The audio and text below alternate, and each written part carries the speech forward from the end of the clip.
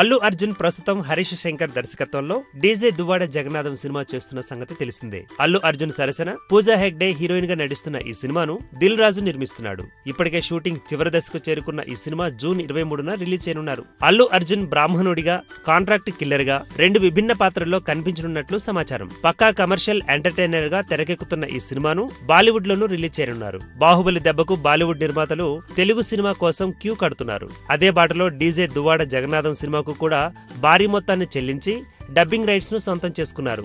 Bunny DJ release కు ముందు నుంచే రికార్డుల వేట మొదలుపెట్టాడు.